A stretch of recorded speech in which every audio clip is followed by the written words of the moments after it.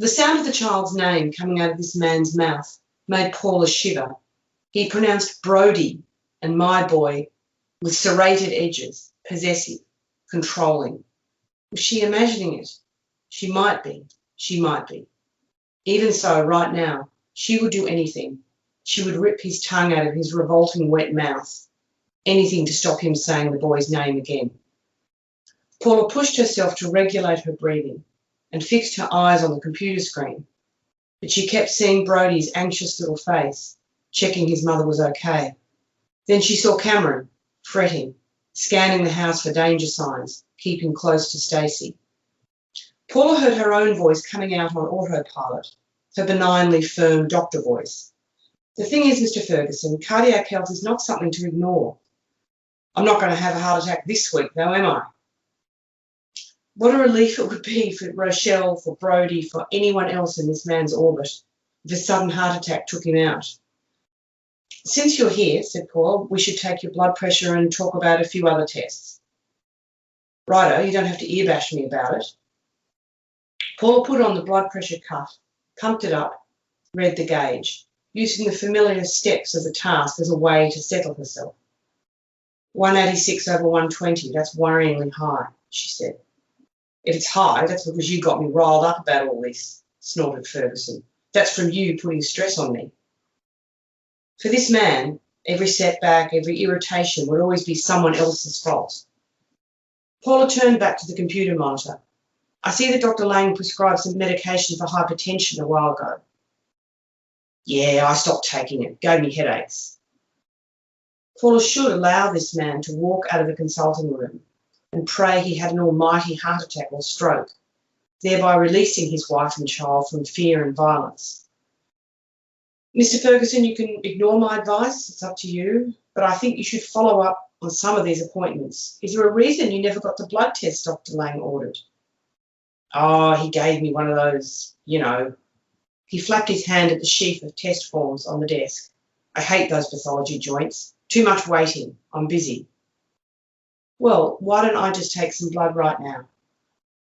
Paula usually sent patients off to one of the private pathology places to have blood drawn, but sometimes she did the simple stuff herself in the consulting room, on the spot. With certain patients, reluctant or unreliable ones, it was the safest way to ensure proper follow-up. As she suggested the solution to Ferguson, Paula was observing herself, hearing herself be the responsible doctor again. Her habits of mind were so strong, feeling the obligation to offer good care even to this vile man. It would only take a few minutes and then it's done, she added. She saw him wince.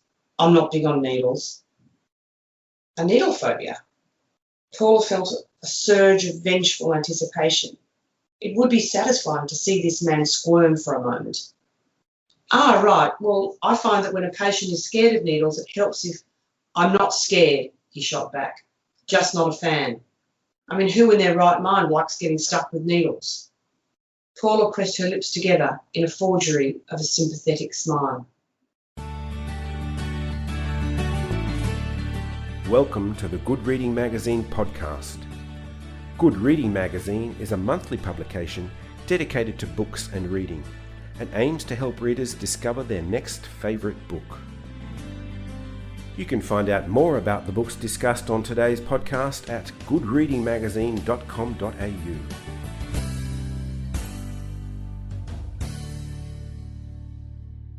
Hello and welcome to the Good Reading Magazine podcast. My name's Greg Dobbs. My guest today is Debra Oswald. Debra began writing plays as a teenager and has since produced a string of plays and scripts for television. She was the recipient of 2 New South Wales Premier's Literary Awards for the play Stories in the Dark and for her script for the TV series Offspring, for which she also received the 2014 Best Screenplay from the Australian Academy of Cinema and Television Arts. Her publications extend to nearly a dozen children's books, and Debra has most recently ventured into the realm of adult fiction with Useful and then The Whole Bright Year. Today I'm talking to Debra about her new book, The Family Doctor. Debra, welcome to the Good Reading podcast. Hi, Greg. Thanks for having me. I've got to say, you paint quite a brutal picture of domestic violence and abuse, and you don't mess around with murder either. There's actually 4 bodies within the first 6 pages. So it's pretty confrontational. Does the theme of domestic violence raise that need to be confrontational in you? Maybe that's right. I mean, I never thought I would be the kind of person who would write about murder. I mean, I've killed people many times in things I've written, but I've never written about murder before. And I think it had to be that intense because the crisis is that urgent, and it grew out of the desperation that I feel when I'm reading yet another story about a woman and children who've been killed. So that sort of anxiety and rage and anguish that I felt required a story that would be as intense as that. Debra, as a playwright, a scriptwriter and author, much of your work centres on personal dramas with themes of love, loyalty, responsibility, inner conflict, and I guess the challenges that everyday people face. The Family Doctor, though, takes us into this very disturbing world of domestic violence, but it's also a brilliantly intense thriller. What makes a thriller in this context? Well, I am not particularly interested in writing the kind of thrillers that are puzzles, a mystery to be solved. I think something can be a thriller if you care about the characters and then I put those characters in jeopardy, either physical jeopardy or facing moral dilemmas. So as a reader, you are drawn to keep reading because you want to know what happens next to those people that you care about. It's that kind of forward momentum kind of thriller as opposed to the solving of a puzzle kind of thriller. In an article in Good Reading, you actually referred to this technique that you use. It uses filing cards, not unlike storyboarding in a movie. And you say you write each beat of the novel or the plot on a card and lay them out on a table. What do you mean by beat, and how does that express itself through the story? So a beat will sometimes be a little bit of plot. For example, Anita goes to the coroner's office, or it might be a moment when one character says something crucial to another character. So it might be Anita confronts Paula about X piece of information. So I'll lay them all out in the order that I think they're going to happen in, then question that. I will interrogate that when I see it in front of me and think, well, have I in fact got these in the right order? Is it more interesting if we delay the reveal of that information, or would it be more interesting if that happens before that? So it's a way to manipulate the plot and the storytelling without getting bogged down in the verbiage of the actual text. Because it's easy to for your writing to end up on rails where you think because you put something in a certain order, it has to be that way. When in fact, if you think, hang on a minute, if I flip those two things, that's much more interesting. If we could talk about Paula and Anita, two of the really central characters in The Family Doctor, there's a relationship between them that's explored right through the book, the inner conflicts they have and their attempts to sort of reconcile those. There's also this really uncomfortable dissonance between the moral and the ethical and the rule of law and the process that entails. You obviously want readers to really feel that dissonance. Yeah, I mean, the book is not advocating for murder or for the extreme things that some of my characters do. What a thriller gives you is the permission to play what if somebody crossed the line in the way that, say, Paula crosses the line. And from a sort of moral and ethical point of view, I wanted to do that as the best way I could think of to express the desperation that so many women feel, that faced with this crisis, a person in a particular situation might be desperate enough that they would cross the line and do something that most of us would consider to be wrong, even if in the moment that she's doing it, we find it darkly satisfying. But I also wanted those characters to be faced with big moral dilemmas often. Should I do this? Should I tell my friend? Should I dob on my friend? Should I give this person a certain piece of information that they might use to do something bad? And I want the reader to feel that question buzz inside themselves. What would I do in that situation? Would I dob my friend in that situation? You seem to create this tension, not just on that level, but on another level, which is this powerlessness that it creates around the victims. But in The Family Doctor, there's this move from powerlessness to control or to regaining power over the circumstances. But this comes with quite a few consequences, doesn't it?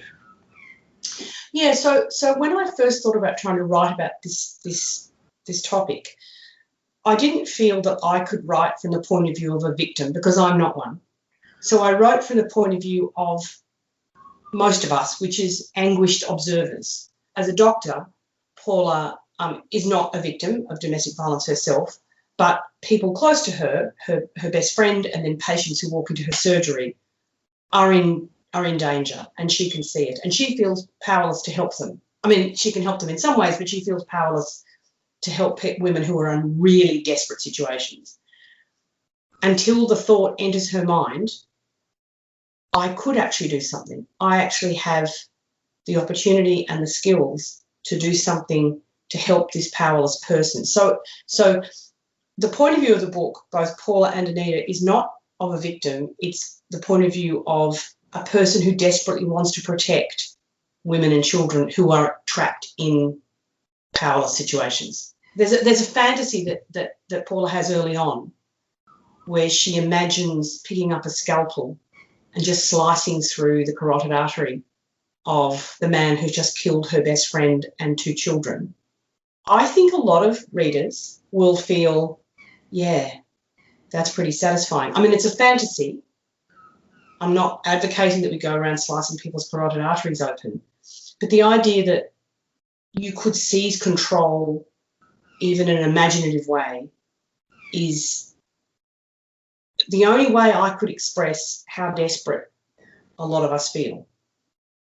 Having said that, I'm not endorsing what Paula does, and arguably the book is a tragedy. You know, her life falls apart. She knows what she's done is wrong. She becomes, in some ways, a shell of a person because of what she's done. So hopefully people will understand why she does it, and at least for a moment feel the little surge of what would it be like to feel the control of stopping somebody from hurting somebody. There's actually more than one thread running through this book too. You've got a parallel, which is this trial, the Santino trial. What's the role of the Santino trial in the narrative, and why introduce this layer of complexity? The second kind of main character in the book is a woman called Anita, who's a journalist who covers the courts. And she's in some ways us in the book. You know, she's, for me, she's me. She's my point of view in the book. She's a woman who's incredibly angry about what's happening, and is frustrated that the system doesn't seem to work to protect people, but she believes in the system. But as a court journalist, she's week after week watching yet another trial of a woman who's been murdered when it's too late. The woman's already been murdered. And at a certain point in the book that is crucial in the kind of moral journey that she and Paula are on, she is covering the trial of a man who has killed his girlfriend after years of being in a coercive, controlling relationship. But he is claiming that it was a suicide. And, well, I won't say what happens because I don't want to spoil the story. But it's a way for me to spread it out from just the particular victim at the beginning of the book and the ways that cases fit the pattern that is so common, repeated again and again and again, and about all the other people who care about her and about all the ways the system can sometimes conspire to obstruct the process and make and justice not be done. I like the idea of a trial being a way to honour a person who's been killed. And there are quite a few characters in the book who appear in the trial who care about this woman. And it's also a way to push the temptation in front of Paula to commit another murder. But again, I won't explain how because I don't want to spoil the story. No, let's keep it to ourselves. I was talking to Michael Brissenden a few weeks ago about his new book, Dead Letters, which looks at the nexus between crime and politics, or corruption and politics, if you like. And he was sort of suggesting that crime fiction or fiction can actually have a role in exploring these issues because fiction can go to places where non-fiction or journalism can't. Do you think fiction has a role to play in breaking open an issue like domestic violence? And if so, what are its limitations? Well, I really think it is a great way to talk about difficult stuff because I've always been very wary of writing drama based on real stories because you're really hamstrung. I mean, there's the legal risk of defamation, but there's also the risk that you might inadvertently wound a person that you wouldn't wish to wound. So whereas when you write fiction, you can go for it and it's possible to tell a certain kind of truth because you aren't hidebound by the details and facts of an actual story. So I think there's a possibility to be eloquent about the truth of something in a different way. And what fiction also allows you to do is let a reader imaginatively enter the experience and feel it in a visceral way, in an emotional way. I mean, I think really good narrative nonfiction can do that too. But with fiction, you have the emotional experience for the reader, and you're also free to find the best way to tell the story and explore an idea without being restricted by legal stuff.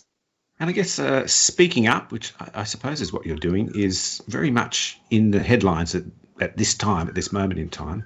Are you speaking up or encouraging people to speak up about this or other forms of abuse through fiction?